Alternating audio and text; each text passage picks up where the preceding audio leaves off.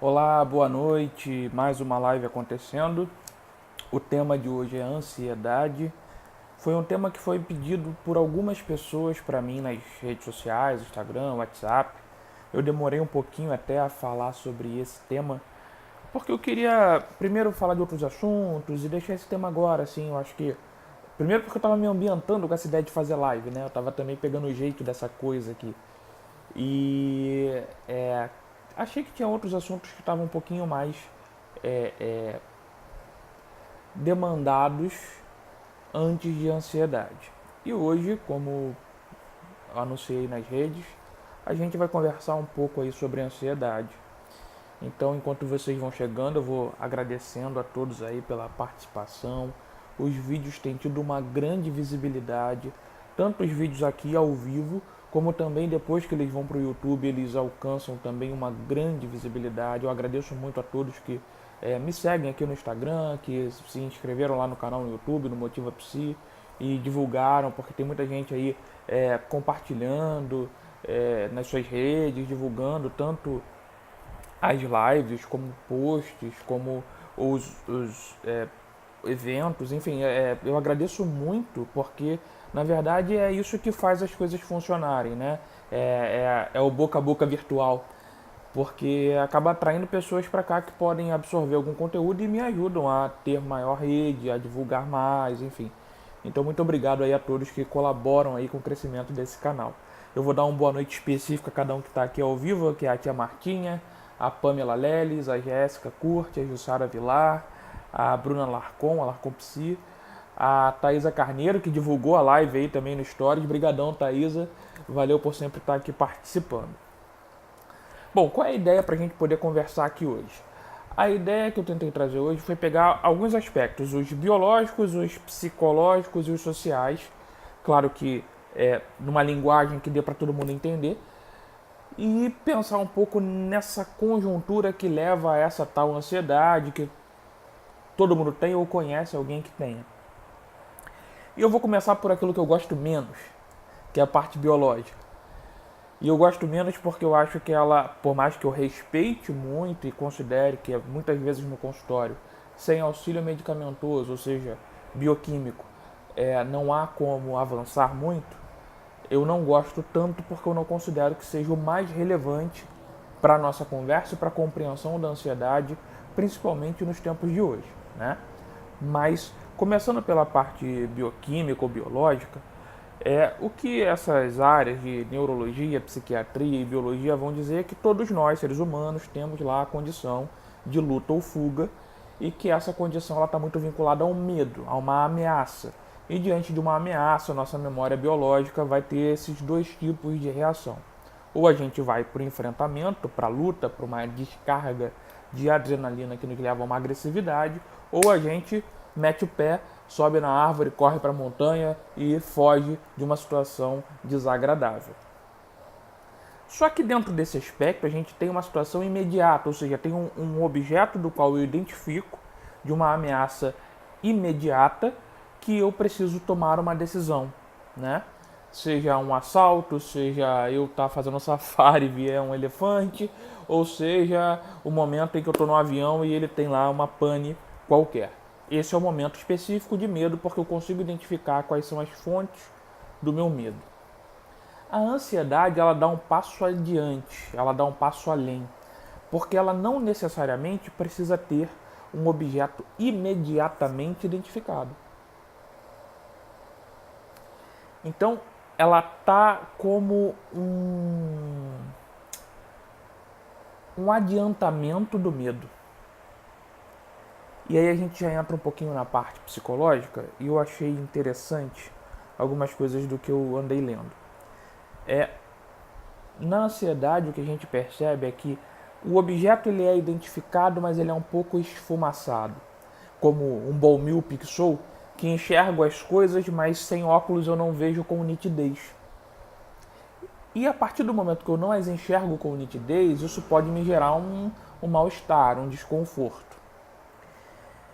Só que ao mesmo tempo que uma pessoa num quadro de ansiedade, ela tem essa dificuldade de ver, de identificar, ela tem uma noção daquilo que lhe traz ansiedade.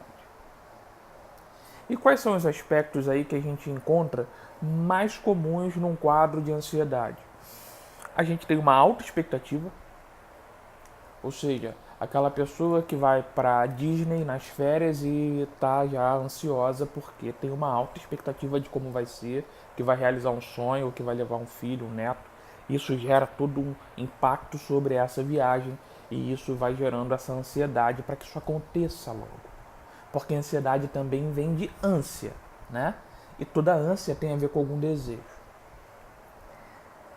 Há também uma tentativa de controle, ou seja, eu quero que algo aconteça e eu quero que aconteça exatamente do jeito que eu estou planejando. Portanto, como existe 1 milhão de possibilidades de dar merda, eu tento controlar essas variáveis para que não aconteça. E aí eu fico com o pensamento acelerado para poder ficar fiscalizando as possibilidades e tentar ir sanando todas as possibilidades de problema. Isso a gente vê, por exemplo, em pessoas inseguras diante de uma apresentação, diante de uma palestra, ou mesmo pessoas inseguras em relacionamentos, né? Porque aí querem controlar tudo que os outros estão fazendo. Ou pelo menos, se não tem a atitude, tem os pensamentos. E esses são dois pontos importantes. Existe a ansiedade que leva a um tipo de ação, mas na maioria das vezes a ansiedade ela se dá só pelo pensamento, só por considerar as possibilidades. E no meio disso tudo, dessa alta expectativa e da tentativa de controle, o que a gente encontra é que tem um ideal a ser atingido. E esse ideal nunca é baixo. E qual é o problema de ter um ideal a ser atingido? Todo mundo deve ter algum? Poderiam me dizer. De fato, a gente tem alguns valores, né? Seja do que é ter uma boa vida, do que é ter um trabalho legal, do que é ter um relacionamento bacana. Todo mundo tem algumas metas, objetivos. Mas o ideal, dentro de um olhar da psicanálise, ele sempre vai ter uma carga de algo que é absorvido do mundo externo como um valor absoluto, como a nota 10, a nota máxima. E que só dentro dessas características específicas é que nós iremos então nos sentir bem. Por exemplo, vamos dar um exemplo aqui talvez um pouco mais caricato, mas eu acho que ajuda a entender. Eu quero ter primeiro uma filha e depois um filho, porque eu quero ter dois, quero ter um casal. E se porventura inverte essa ordem, isso pode criar um mal-estar muito grande. E não que seja uma rejeição necessariamente, eu não estou falando disso, não é sobre isso que estou tratando, mas sobre as ansiedades de saber se enfim será essa menina tão imaginada, tão idealizada que virá primeiro. Ou eu vou para uma entrevista de trabalho e começo a pensar todas as perguntas que podem me fazer e começo a treinar na frente do espelho. E eu tenho um ideal, que é ser contratado. Mas eu não posso ser só contratado, eu tenho que ser bem visto, talvez até elogiado. E essas expectativas, essas idealizações, elas vão transformando o que era simplesmente uma entrevista em algo cheio de pontos a serem batidos, cheio de metas a serem batidos. Então esse mecanismo ele vai transformando coisas simples em coisas extremamente complexas, exatamente porque tem uma grande carga de idealização. Não é só um desejo para que a coisa aconteça. E é importante tentar distinguir isso. Acho que todo mundo que vai para uma entrevista de emprego, todo mundo não, porque eu conheço muita gente que se boicota, não quer passar na entrevista de emprego. Mas enfim, isso fica para uma próxima live. Mas de um modo geral, quando a pessoa deseja ser aceita, deseja passar numa entrevista, ela tem medo de ser reprovada. E até aí está tudo dentro da normalidade e segue o baile. Mas quando a pessoa tem um quadro ansioso, ela leva isso a uma máxima potência em que ela começa a tanto ter pensamentos de que não vai dar certo, como forma muitas vezes de diminuir o dano. Ou seja, eu começo a antecipar as frustrações para que quando elas aconteçam, elas doam menos do que elas doeriam. Muitas vezes acaba funcionando. Só que muitas vezes também o que se colhe é o insucesso.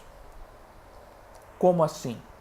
Se eu começo a criar expectativa, usando esse exemplo da entrevista, de que provavelmente eu não vou passar, que eu não vou me sair muito bem, que talvez eu vá falar alguma bobagem, para tentar me tranquilizar, Ao mesmo tempo que, de fato, quando eu for reprovado, vai me tranquilizar sim, eu vou ter criado todo um mecanismo para que eu consiga ser reprovado e não aprovado. Se eu tenho um relacionamento que eu acho que não está legal, que eu acho que está começando a ter problema, e eu começo a pensar que fulana está me traindo, ou fulano está me traindo, que não tem mais saída, que eu não sou bom o suficiente, eu começo a criar esses pensamentos, muito pela via ansiosa, para tentar me tranquilizar e suportar uma possível ruptura, eu acabo trabalhando, agindo, para que tudo dê errado. Então você tem um ganho que é amenizar a dor quando algo ruim acontece. Mas você acaba agindo, se propondo, se colocando, se posicionando para dificultar as coisas a darem certo. E você cria um ciclo, né, de repetição, em que você acaba colhendo fracasso em cima de fracasso. E fracasso aí eu estou usando no sentido da expectativa que foi criada que não pode ser atingida, né? Então a ansiedade, muitas vezes, ela se transforma num transtorno exatamente porque ela dificulta a realização de projetos, realização de pequenas coisas até do dia a dia, né? E existem níveis variados de ansiedade. Existe a ansiedade pontual, momentânea, diante de uma situação qualquer. E existem pessoas que têm quadros contínuos de ansiedade, né? Existe a TAG, transtorno de ansiedade generalizado, que é um transtorno mesmo que precisa de tratamento. Então, a gente tem aí um processo em que existe um quadro que seria normal de ansiedade, comum, e tem um quadro que seria doentio, patológico. O Rafael até acabou de fala sobre a distinção sobre ansiedade natural e ansiedade patológica. É isso. É basicamente isso. Então, assim, o que vai mudar é o grau de dano, é o grau de dificuldade de convivência que isso te causa e a frequência com que isso acontece. Porque você ter ansiedade diante de uma entrevista, diante de um evento fora do seu cotidiano, é normal. Eu costumo até conversar com as pessoas que, apesar de eu dar palestra já há alguns anos, toda vez que eu vou dar palestra, nos 20 minutos ou meia hora antes de começar, geralmente eu tenho frio na barriga, mão fica gelada, eu começo a suar, começa a me dar ansiedade e depois que eu começo é que aquilo vai passando. Isso para mim já é normal, ou seja, não me assusta, não me cria um transtorno maior. Eu aprendi a conviver com essa minha ansiedade e confesso que me dá algum prazer quando ela vem. Mas existem pessoas que vão ter um tipo de ansiedade, essas patológicas, que vão impedir que elas realizem as coisas.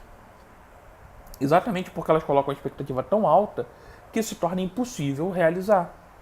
E o ideal não é possível, porque todo ideal tem uma quantidade de fantasia, de questões aí do imaginário que distorcem a possibilidade de realização. Então a gente precisa ter essa compreensão do que é essa busca de controle, essa busca de atingir uma alta expectativa, uma idealização, que todos nós somos vulneráveis a isso, todos nós temos isso em algum grau. Mas quando ela vai atingindo níveis muito grandes, geralmente o problema está nas nossas referências. A gente está usando referências equivocadas, a gente está medindo o mundo com uma régua completamente obsoleta para a nossa realidade. A gente está se medindo pelo outro, pelo social, pelo que nos disseram, e se negando a identificar aquilo que desejamos. E esse ruído, esse choque entre desejo e expectativa de social, digamos assim, é que gera essa ânsia, que vai culminar na ansiedade. Qual é o maior impasse no consultório? As pessoas querem saber para viver. Eu quero saber se me ama, eu quero saber se vai dar certo, eu quero saber se tem cura, eu quero saber se o Brasil tem jeito. O que a gente vai trabalhando no consultório, no processo analítico, é ajudar as pessoas a perceberem, a compreenderem que é preciso viver para saber. Porque a sua vivência é que conduz o rumo das coisas, e não o contrário. Não tem como prever, não tem como anteceder o que vai acontecer. É claro, vou falar isso para um médico, cardiologista que está fazendo uma cirurgia de coração? Melhor não. Falar para o engenheiro que está construindo um prédio? Também não. Mas ainda assim, ambos correm riscos e ambos têm chance de fracasso.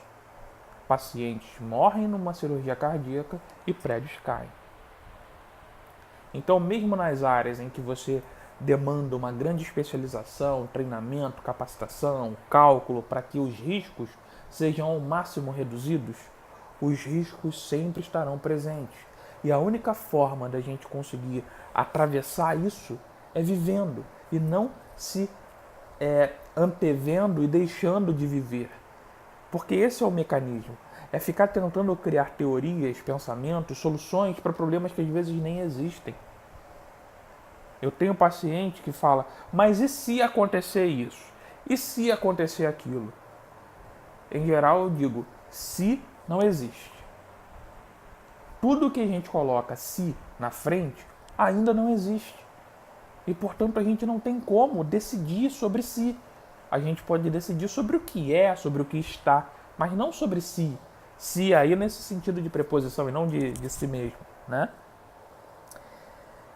Então, o psicanalista Christian Dunker vai nos dizer que todo trabalho em relação à ansiedade é um redimensionamento da relação do sujeito com o desejo. Ele quer, mas ele coloca tantas camadas de expectativa sobre o que ele quer que ele não consegue ter. Quer casar, mas tem que ser com um príncipe encantado. Quer separar, mas tem que ser uma separação amistosa, sem briga, que todo mundo fique bem. Quer um trabalho, mas quer ganhar muito bem, não quer começar de baixo. Ou fica criando sempre empecilhos porque tem que atingir um ideal. E aí não consegue dar os passos para que as coisas comecem. E isso a gente vê em todos os níveis, em todas as áreas. Eu tenho pacientes jovens que sofrem de ansiedade no nível alto na época de vestibular. Exatamente porque querem passar para um curso super concorrido, fazem cursinho, têm uma expectativa familiar alta na leitura deles e ficam preocupados do se não passar. Não conseguem perceber que existem alternativas. E eu costumo dizer isso, você pode, merece ter o plano A e batalhar por ele, mas não pode fazer da sua vida refém exclusivamente do plano A. A gente pode ter o plano B, o plano C, o plano D, até o plano Z e ao infinito. Porque nem tudo sai como a gente quer. E isso não nos impede de viver e viver bem. Mas isso é uma negociação do sujeito com ele mesmo. É um redimensionamento do próprio desejo. Porque enquanto ele estiver aprisionado a essas expectativas, a esses ideais, dificilmente ele vai conseguir se articular e realizar o que cabe, o que dá, o que tem como.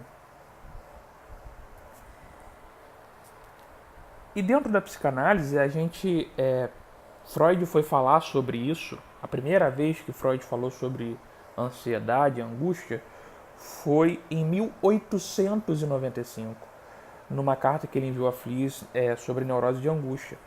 E qual é a articulação que a psicanálise faz? É que a ansiedade ela é um traço, tem uma raiz que conecta a angústia.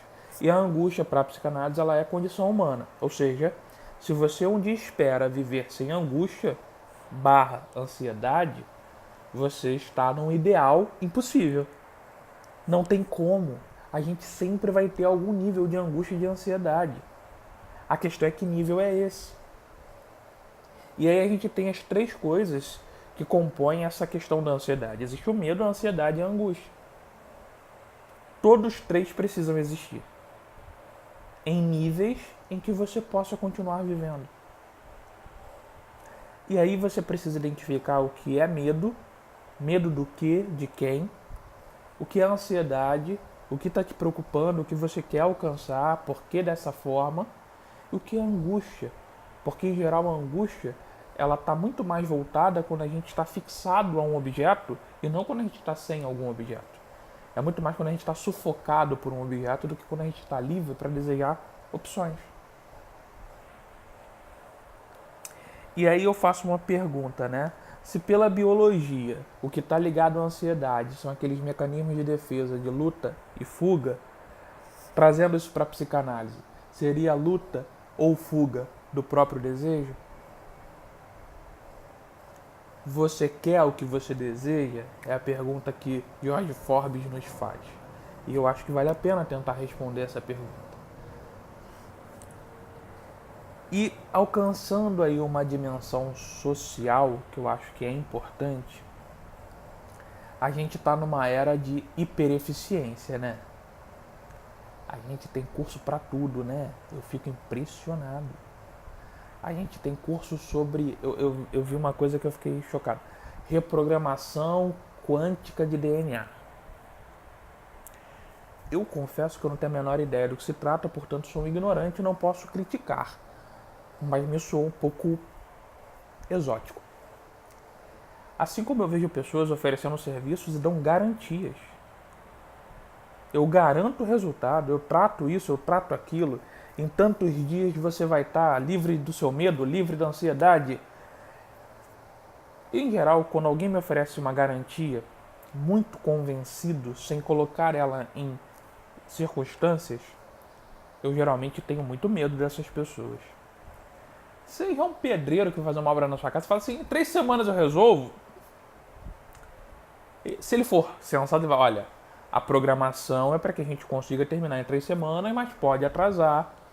Ou eu vou dar um prazo maior e de repente eu consigo adiantar. Porque existe sempre um relativismo. Se você encontra alguém, algum profissional, seja do que for, que te dá 100% de garantia, ele está mais preocupado em ganhar seu dinheiro do que em cuidar de você. E isso é uma coisa que eu não faço, eu não dou garantias. Eu não dou garantias porque eu acho que isso é um estímulo a essa ansiedade, a essa tentativa de controle.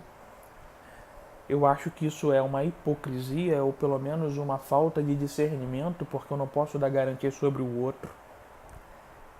Pensa bem, você consegue dar garantia sobre você mesmo? Você consegue dar garantia de que você não vai errar? Ou de que você não vai mentir nunca mais na sua vida? Essa é boa. A partir de hoje eu faço um desafio para você. Eu quero ver você não falar nenhuma mentira até a semana que vem. E nenhuma mentira não é você mentir com a intenção de mentir. Eu tô falando de você não responder, por exemplo, tá tudo bem? Você responder tá. Eu quero ver você falar a verdade. Eu quero ver você ser capaz, dar garantia de que você não vai burlar esse sistema. Seja para não ofender o outro, seja para não se expor. Eu quero ver. Então, se você não é capaz de dar garantias, por que está esperando isso dos outros? Ah, porque fulano estudou para isso. Meu querido, minha querida, se fulano estudou mesmo para isso, é aí que ele não vai te dar garantia mesmo. Porque quanto mais a gente sabe, quanto mais a gente estuda, a gente vai valorizando o sujeito, e não as técnicas, e não as doenças, e não essa moda que cada vez vai aumentando de 8 dicas para ser mais eficiente, 10 dicas para a felicidade. E vai vendendo livro, e vai vendendo curso, e vai entubando coisa pra trouxa. Porque, vem cá, fala sério. Tu acha mesmo que tu vai ser feliz lendo um livrinho? Ou fazendo um curso de um final de semana?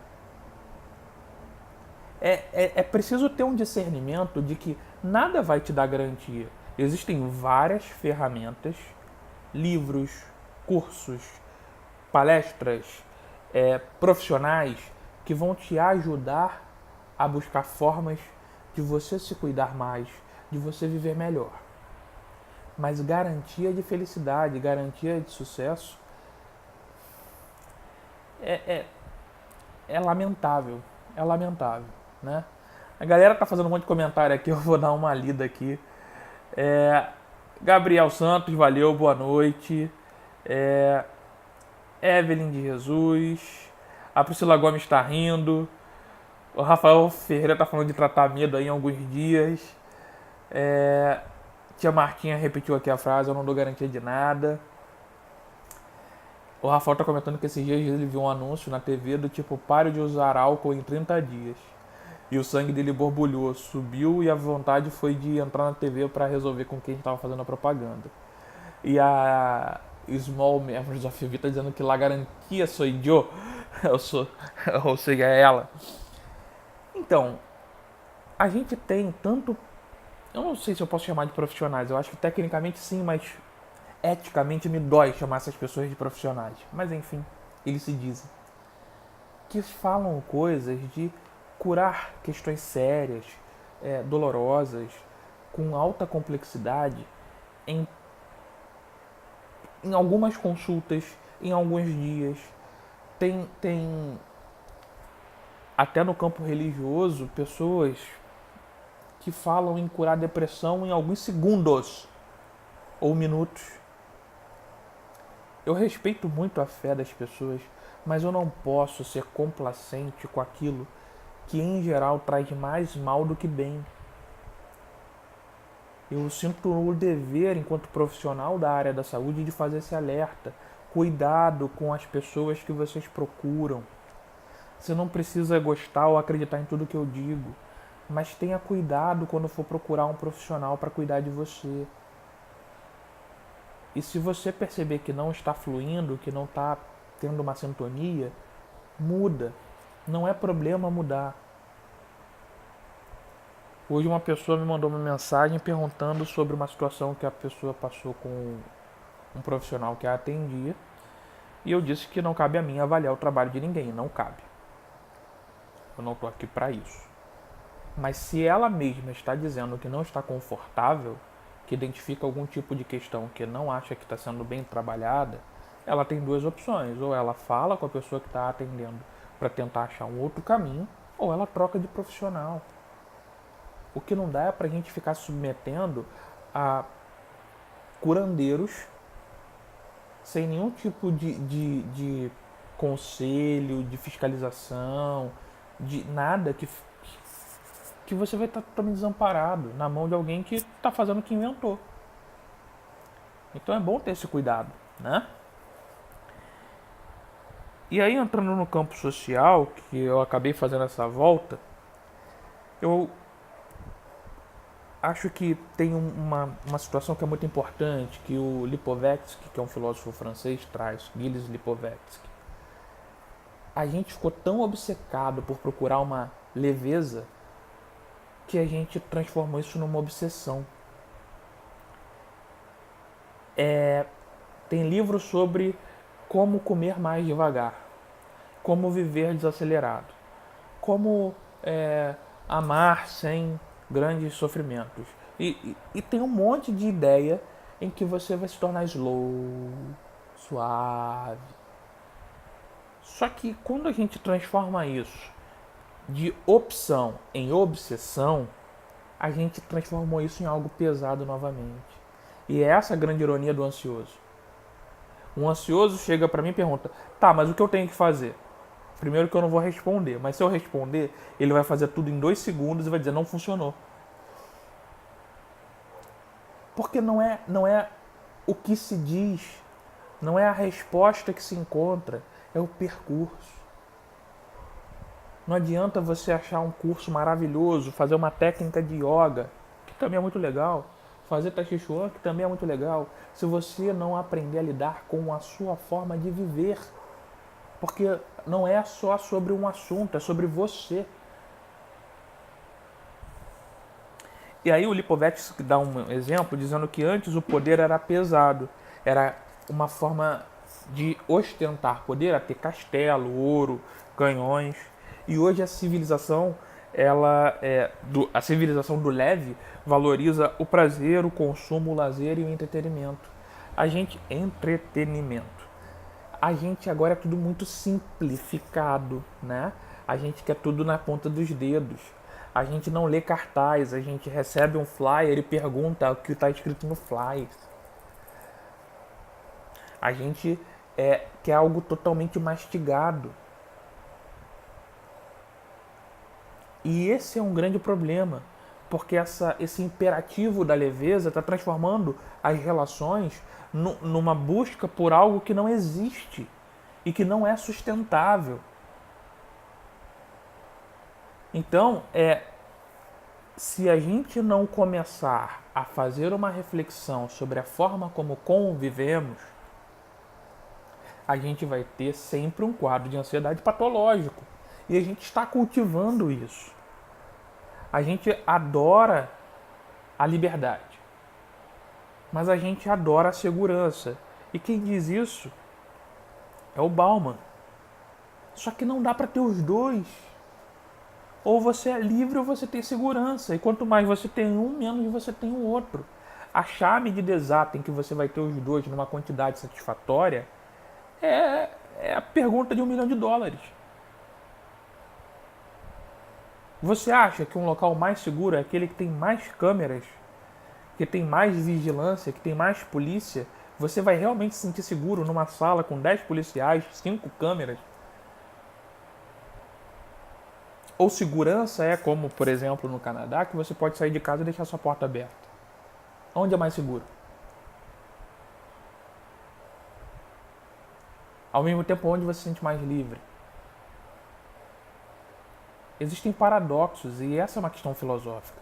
Não vai ter uma resposta definitiva para tudo. E essa é a questão do ansioso. Ele quer a resposta. Enquanto existem respostas, todas temporárias. E enquanto você não suportar lidar com a temporalidade das coisas, dos fatos, do conhecimento, você vai continuar sofrendo da ansiedade. Se você continua se medindo pelo que o outro é, você vai continuar sofrendo de ansiedade. Se você não consegue olhar para você e achar o mínimo de interesse ou de algo interessante, você vai continuar querendo ser a vizinha ou o vizinho. O problema é que o vizinho também tem problema. E que se você realmente pudesse trocar com ele, você talvez percebesse que a vida dele não é lá essas coisas. Porque a vida de ninguém é lá essas coisas. A gente recentemente teve aí o Whindersson Nunes, que é o comediante, youtuber, famoso, rico, trabalha com humor, em princípio passa essa ideia de ser alguém engraçado e que declarou que está com um quadro de depressão. E qual é a importância disso? É as pessoas entenderem que as questões mentais, elas não têm a ver com as coisas materiais. Não adianta você ter $1 bilhão, porque isso não vai te trazer uma sensação de felicidade ou vai te proteger das insatisfações e angústias da vida. Pode facilitar muito. Até gostaria de ter $1 bilhão. Nossa. Mas isso não elimina os problemas. É esse o ponto. Ele muda os problemas. Alguém que passa fome tem um tipo de problema grave, sério, que precisa de atenção. Alguém que é bilionário vai ter outro tipo de problema. Então, se você não perceber o que é comum, que é essa humanidade complexa que envolve qualquer classe social, qualquer pessoa em qualquer lugar do mundo, você vai continuar buscando respostas aonde não há. Vamos aos comentários aqui. A Small Memories of Vito morreu de rir aqui. A Jéssica Cor disse que lê, que bom. A Evelyn botou macaquinhos com vergonha. E a Small Memories of Vito, eu não sei se eu não acho que é Viviane, não é? Tá dizendo que a grama do vizinho é sempre mais verde. Em geral a gente tem essa projeção de que a vida do outro é melhor do que a nossa. Muito pelos recortes que nós fazemos e daquilo que nós valorizamos. Ou seja, se fulano tem um carro que eu acho legal, eu entendo que a vida dele é melhor do que a minha. Se eu vejo ele postando uma foto, sei lá, viajando aí para as Bahamas, eu valorizo as Bahamas, então é uma pessoa que está numa posição melhor do que a minha. Mas é sempre recorte, né? Porque a gente projeta em cima de recorte. É o princípio da sedução. A gente não erotiza o todo, a gente erotiza sempre uma parte. E esse é o princípio também da inveja. A gente não inveja o todo, a gente inveja uma parte. Mas a gente está falando de ansiedade, senão eu vou me embaralhando aqui e vou embora nos pensamentos. Então a gente precisa começar a olhar para dentro. E não é fechar os olhos e ficar fazendo é um caminho, mas não é desse que eu estou falando. Eu estou falando de olhar para dentro e se conectar com seus próprios desejos. e reconhecê-los, que nem sempre é fácil, porque muitas vezes os nossos desejos, para nós, para os nossos julgamentos, para os nossos valores sociais, eles podem ser imorais. Nem sempre a gente deseja algo que é bonitinho. Nem sempre a gente deseja algo que, se a gente realizar, as pessoas vão aplaudir. Em geral, os nossos desejos, eles são inconscientes, porque se eles fossem conscientes, a gente morreria de vergonha. Só que enquanto a gente fica lutando contra eles, sem articular, sem redimensionar, sem criar negociações, eles vão continuar nos guiando e a gente vai chamar de destino. Quem diz isso é Jung. Muitas pessoas vivem repetindo problemas, situações complicadas, porque não se dão conta dos seus próprios desejos. E aí são guiadas por eles e dizem, nossa, não sei como eu cheguei até aqui. Deve ser o azar, deve ter uma maldição na minha família, alguém jogou macumba em mim. Respeitando as crenças, mas vamos lá. Qual a sua parte nisso? O que você tem feito de diferente? É muito cansativo, né? Aquelas pessoas que tudo é culpa de alguém. Só não deu certo porque fulano me invejou. Não deu certo porque naquele dia o relógio não tocou e a culpa é do celular. A culpa é sempre alguma coisa, né? A pessoa não assume responsabilidades. Então, assim, ou você começa a entender que o problema é todinho seu e que boa parte da responsabilidade dessa vida que você tem é sua e não do externo, ou as coisas vão continuar te perseguindo. A Jéssica Curti está comentando que assim como já viu padres e líderes religiosos sofrendo de depressão. Exatamente, Jéssica, obrigado. Ninguém está imune a ter transtornos mentais. Não importa o tamanho da sua fé, não importa o quanto você tem dinheiro e não importa quanto bem-humorado você é. Isso não é vacina. Então a gente precisa começar a levar as coisas um pouco mais a sério, por mais que a gente possa ter bom humor. E entender que são coisas humanas, daqui, desse plano.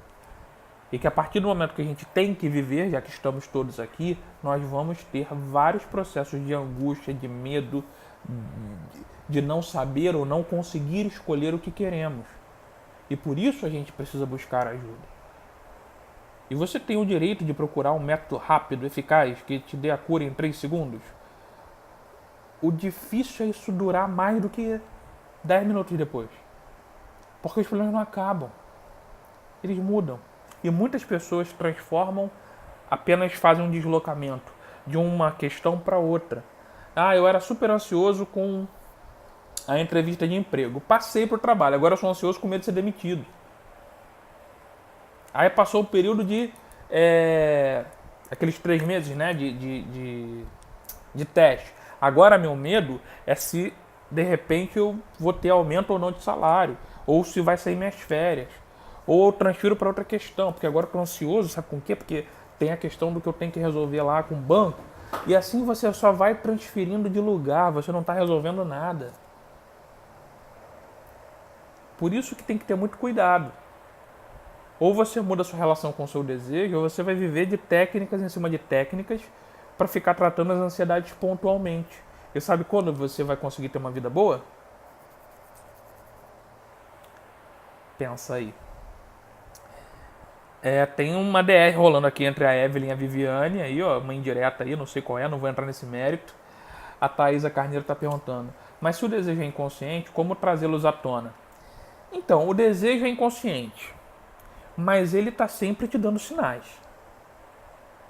Ato falho, esquecimento, quando você, por exemplo, fácil. Você tem um puta compromisso importantíssimo. E aí você acorda, o compromisso é às 10 da manhã, você acorda às 5. Ou seja, não tem como se atrasar. Você se atrasa. E não é porque eu só teve engarrafamento, não. Sempre acontece alguma coisa e você se atrasa. Isso é uma questão com o seu desejo. E você precisa começar a percebê-lo, entende? Começar a se questionar. O que eu quero? Por que eu fiz isso? O primeiro caminho para você trazer o seu desejo à consciência é ter dúvida. E não dúvida sobre o outro, não dúvida se vai dar certo, não dúvida se. Dúvida do por que eu fiz isso? É mais uma dúvida sobre o presente e o passado do que uma dúvida sobre o futuro. E é claro, aí respondendo mais de forma séria a Thaisa, muitas vezes só com análise. A Evelyn está comentando, é muito triste isso, e as pessoas acham que é tudo frescura. Eu já tive crise de ansiedade, de sair carregada do trabalho tremendo toda, e chegou toda torta no hospital. Existem quadros, né, graves de ansiedade em que as pessoas têm, acabam somatizando, né?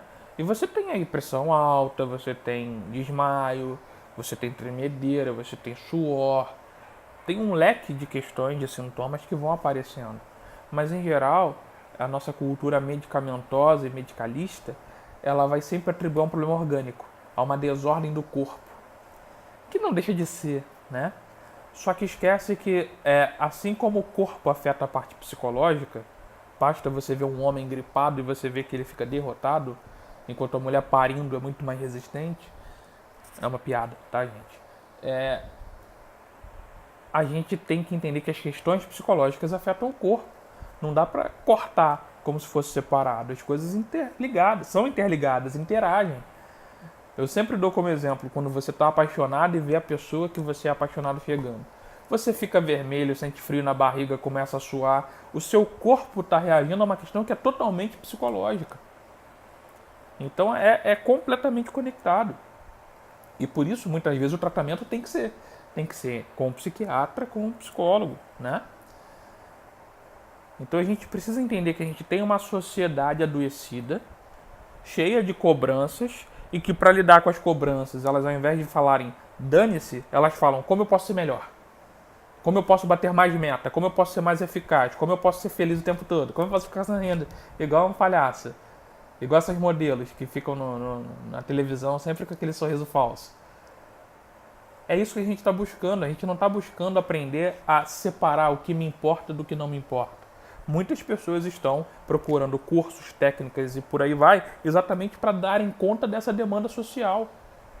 E aí, ao invés de elas melhorarem, elas adoecem. Por isso que a gente precisa ter mais conversas sobre o que nós queremos, o que nós podemos ter, o que nós esperamos. E até pensando nisso, eu vou aproveitar porque eu vou acabar esquecendo de falar. É que tem um workshop que eu estou organizando no dia 25 de maio sobre amores crônicos, em que eu vou falar de relacionamentos. Sobre início de relação, sobre repetição, sobre fim de relacionamento, sobre separação, sobre culpa, sobre medo, sobre relacionamento abusivo, sobre o que é possível para tornar uma relação um pouco mais sustentável e saudável. Então quem tiver interesse em participar vai ser aqui em Niterói, dia 25 de maio, vai ter 4 horas de duração, de 9 da manhã a 1 da tarde. É para ser uma conversa mesmo, para a gente poder trocar ideia, e eu acho que vai ser muito legal a gente poder conversar pessoalmente, se olhando.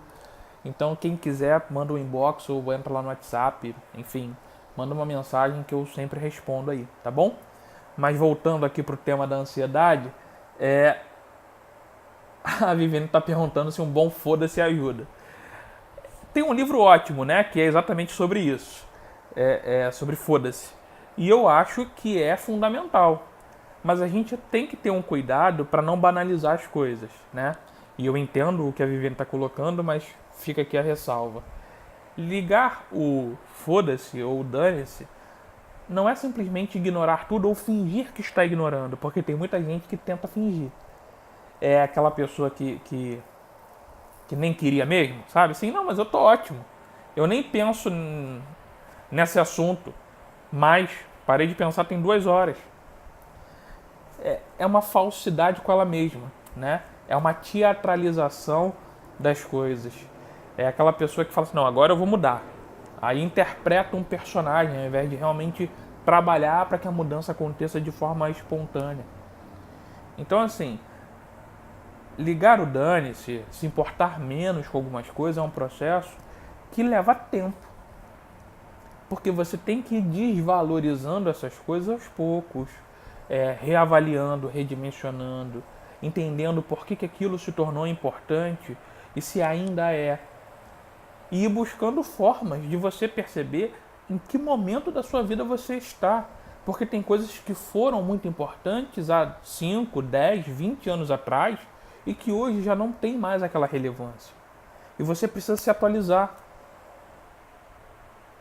Assim como tem coisas que talvez agora sejam muito importantes e você precisa focar nelas, entende? Mas para focar numa coisa, você vai ter que ligar o dane-se para outras.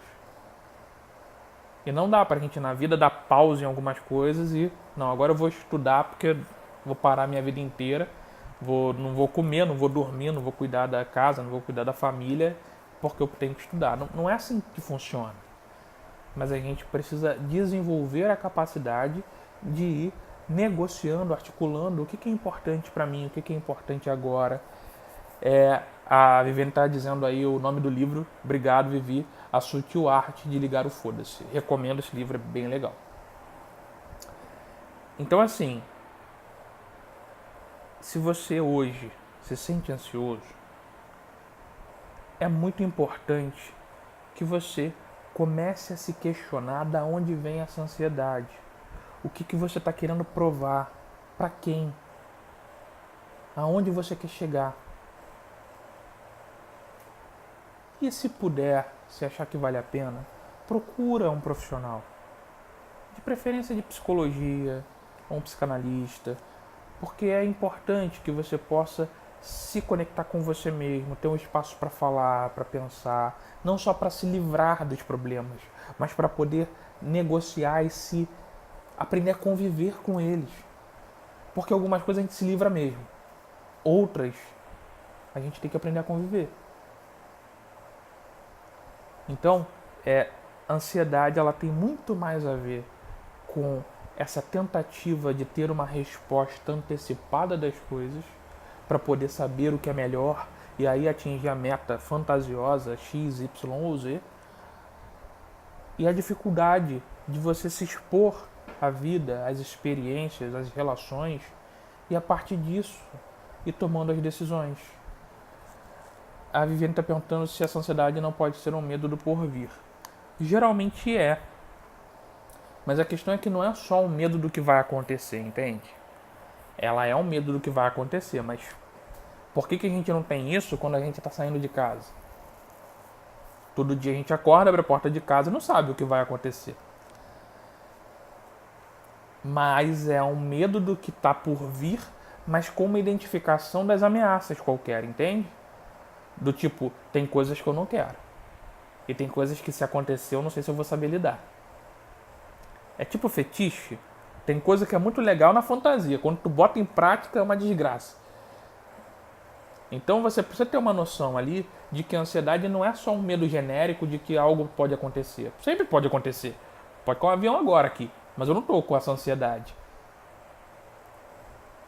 Então assim, tem uma identificação de objeto, mesmo que ele não seja claro, translúcido, há uma percepção de alguma área da qual aquilo te toca, porque tem uma conexão com o seu desejo. Nenhum objeto gerador de ansiedade é escolhido aleatoriamente. Ele tem uma conexão com o seu desejo inconsciente. E por isso uma análise vai te ajudar a decifrar essa mensagem. E é o que eu sempre digo aos meus pacientes. O seu corpo não trabalha contra você. O que está acontecendo é que ele está mandando uma mensagem da qual você não sabe ler. E como ele tentou de várias formas e não funcionou, ele decide agir de uma forma que você vai ter que parar para ouvir. Seja depressão, ansiedade, síndrome do pânico e qualquer outro tipo de transtorno mental. Por isso que é muito importante essa conexão, esse mergulhar na sua própria história e na sua própria identidade. E parar de querer ser o outro. Porque seja pro bem ou pro mal, o máximo na vida que a gente consegue é ser a gente mesmo. Então assim, eu vou encerrar por aqui. Eu agradeço muito a participação de vocês. Obrigado a todo mundo que mandou mensagem, que comentou. Eu gosto desse bate-papo. É muito mais legal quando vocês estão participando, lançando perguntas, fazendo os seus depoimentos aí, comentários. Muito obrigado sempre pela participação de todos. Boa noite. Se eu esqueci de comentar o nome de alguém, me desculpa aí. Edu Rossina, Kelly Fernandes, Cíntia Psi, Cíntia Dias. Eu acho que eu consegui falar. Paula Silva. Bom, eu acho que consegui dar uma boa noite aí. Janaína Arcanjo, boa noite a todo mundo. Muito obrigado pela participação. Quarta-feira que vem, se eu não me engano, é feriado, dia 1º de maio, né? Dia do trabalho, então não vai ter live. Mas na outra semana estou de volta aqui, tá bom? E como vocês sabem, essa live ela é encerrada aqui e vai pro YouTube. Então quem não pôde ver agora, pode falar para os amigos irem lá no Motiva Psi, se inscreverem, curtirem, compartilharem e me seguirem aqui no Instagram, tá bom? Obrigadão, boa noite, fiquem aí com Deus e tchau!